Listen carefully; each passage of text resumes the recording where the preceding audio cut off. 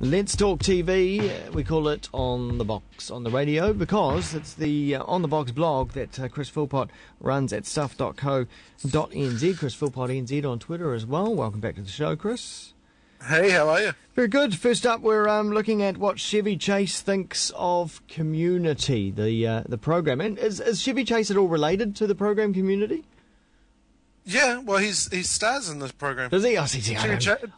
Have you never watched Community? I know, I meant to watch it. Good People Lord. say you've got to watch Community, but hours in the day and all that. Chevy Chase was brought into Community. He joined the cast as really the most recognisable face of the cast.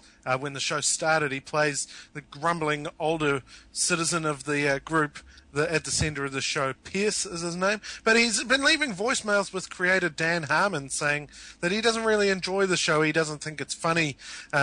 He points out that he's 67 years old in one voicemail and that he's been making people laugh for a long time and he doesn't think Community is very funny. So he has left these messages. Now, what's happened is in the last few weeks, the voicemails have come out. It started last year. Dan Harmon, again, who's the creator of Community, played one of the voicemails at a TV panel, I believe, at Comic-Con last year.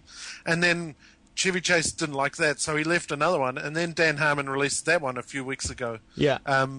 Which has really annoyed everybody. And it now looks as though Chevy Chase may be leaving the show if it gets renewed for a fourth season. It's interesting to think, though, since this all blew up last week, Community had its worst ratings ever. Last week's episode, I think, rated 3 million viewers in the States, which is its lowest number it's had across its entire run. So, I mean, if you're looking at it, you would have to say that perhaps that had something to do with it.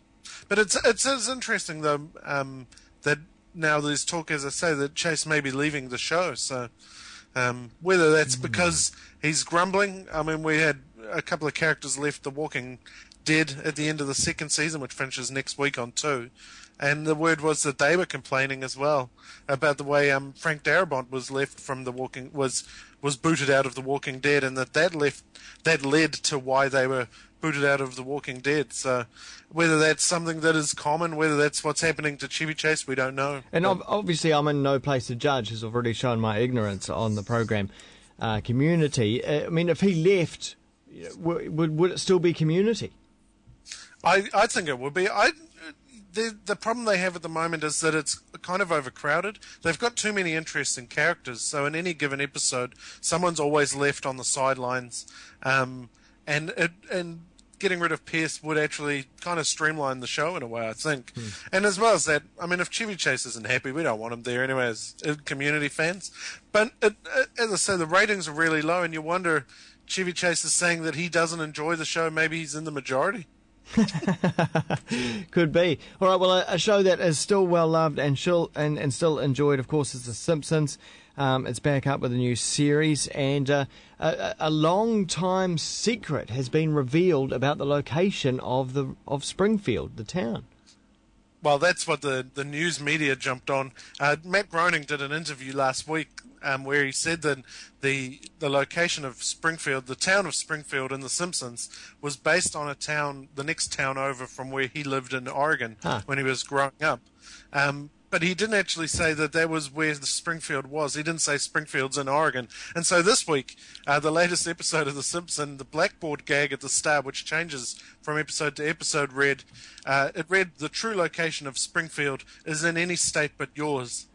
And that's really just clarified what's going on. I think it was quite stunning last week how many outlets jumped on the story and reported it as, the Springfield in The Simpsons is in Oregon, when that's not actually what the creator Matt Groening said in his interview. So it's in the South Island of New Zealand. It's in Canterbury. Is it? It's on the way out to the ski fields. Yeah, you didn't know that? Oh, well, there. No, I didn't realise they lived there. Yeah, that's interesting. In fact, Springfield and Canterbury. Didn't they, for a while, until I think someone burnt it or something happened to it, they put up a Homer Simpson there with a donut. Had Giant Donut. The Giant Donut, that's it. They put the giant donut outside the town. That's what, and then someone burnt it. I remember that now. Yeah. Interesting that they got given there when there's on register, I think something like 28 different Springfields in the United States anyway, which is why they chose that name. It's a common name over there. There's plenty of towns, and it purposely leaves the location of the town in the show up to grabs. It makes it so that, I mean, you look at it, the Simpsons location probably isn't that important, but it gives show license to parody everybody. There's no way that someone in California can say, well, they're not talking about me, they mean the people over on the East Coast. There's none of that going on. Everyone is ripe for getting a bit of a send up on the show. So True. It's good that it has no location, I think. And in the 23rd season as well, as an aside, probably the best season that The Simpsons has had in the last 10 years. Yes. Oh, really? That's good. Yep. The writing is still sharp. All right. Let's look at some TV that has been on though. The holiday season episodes of some pretty popular shows. Yeah, the last few weeks have been frustrating. Do you watch much comedy on TV2 or TV3 or 4? I see a little bit, perhaps on Friday night of comedy on TV3, and that's about it. That's about it. See, now, what happens is we import all of these comedy shows from the States. So we've got Modern Family and New Girl and How I Met Your Mother and The Big Bang Theory and Two and a Half Men and all these shows. And the last few weeks have been super frustrating if you watch any of these, because what's happened is we've caught up to the point in the season where they play all of their Halloween, Christmas and Thanksgiving episodes. So we've got these stupid Halloween episodes playing in the middle of April. I think the last 2 weeks I've seen them on Modern Family, New Girl, How I Met Your Mother, Suburgatory, Last Man Standing, and on Glee. Oh, I mean, I don't watch Glee. And there's probably a few that I missed. I think I saw an ad for Two Broke Girls, which was a Christmas episode, and there probably will be one for The Big Bang Theory coming up. And I mean, comedies are renowned, really. They're well known for taking on these holiday episodes. You think back through time, some of the best episodes of the biggest comedies, shows like Seinfeld and Friends in the 90s, they were based around holidays as well. But, I mean, they're not that interesting to us in the middle of April, and you wonder what do you think would happen if our local channels just decided to bypass the episodes? Would anyone notice, do you think? Well, I mean, this also comes down, though, back to one of our long-time discussions here on the show, is the timeliness of actually getting the stuff aired here in New Zealand. And if everything was released worldwide within the same week, then we would be part of that sort of time of the year and that celebration of these particular events. But as for skipping them, no, I mean, if I was an avid viewer of Glee, if I was a Gleek, I mean, I would be a bit hacked off if the TV channel was skipping those episodes just because it was at a different time of the year. See, now we were talking about Community before, and this is a classic example of what I mean, is that Community on 4, what the people at 4 did was grab the Christmas episode from the middle of the season and played it at Christmas. But it played earlier in the sequence of episodes than it should have. But it played at Christmas here in New Zealand.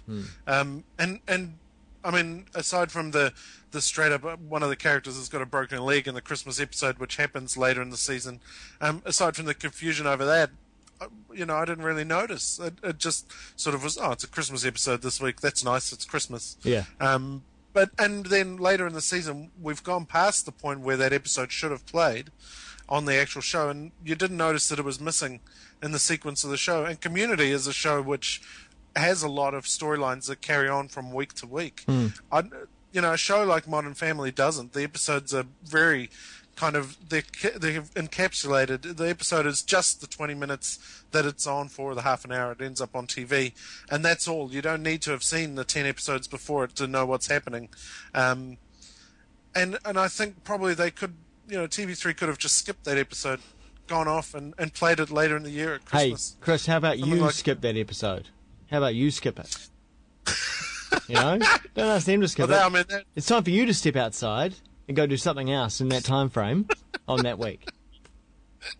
Well, this is why I haven't blogged on it, because there'll be 100 comments like that. You could just turn off the TV. Yeah. Why don't you? Isn't that the default tape? If you don't like something, if you don't like something that you're watching, just turn it off, man. Well, that's true enough. I suppose I could just turn it off. Maybe I'm complaining about nothing. But just interesting. Just interesting, and I did notice the high number of shows that have been playing these holiday episodes in the past few weeks. Just another one of those first world problems. It is, yeah. Coming up on TV this week. Well, we've got a show called Call the Midwife, which is it's an interesting one. It's kind of snuck under the radar. It starts on TV1 this Sunday at 9:30, but it's a period drama about a midwife starting her career in London in the 1950s. But interestingly, this show overtook Downton Abbey as the highest rating first season show in Britain. Downton Abbey got up to 10.6 million viewers in its first season. This one got up to 10.9 million in the UK, that is, UK viewers, in its first season. And that's now the record for the most viewers for a single episode of a first season drama in the UK. So it should be interesting to see what all the hype is about. That starts on Sunday on 1 at 9:30, as I say. Homeland is coming to a close. Monday's episode is the second to last, but it's my favourite episode of the season, and I think Claire Danes pretty much stitches up all the acting awards in that episode. So that's Monday at 8:30 on TV3. Cool. And then The Gates, which is a supernatural drama about a cop who starts working in a gated community which is filled with vampires and werewolves and witches, and that starts on Monday on 4 at 10:30 p.m. Interesting show, that one. I have to say, I've watched a couple of episodes already, and better than it sounds. It is a better show than it sounds. It's I don't know if you watched Death Valley on MTV, which is like the mockumentary, supposed to be reality show about vampires and werewolves and zombies showing up in California. That one's done really bad. The Gates done really well. So definitely worth watching if you're interested in that kind of thing. 10:30 p.m. on 4 on Monday. And of course, anytime, 24/7, you can go and catch the On The Box blog at stuff.co.nz. Chris Philpott at the helm there. Also have him up on Twitter about skipping special Halloween and Christmas episodes. Twitter.com/Chris Philpott NZ. I just complain about TV. I complain about all kinds of first world problems. That's true. All right. See you next week. It's now 27 minutes past 9 here on the Radio Wammo Breakfast. I have a track here from Django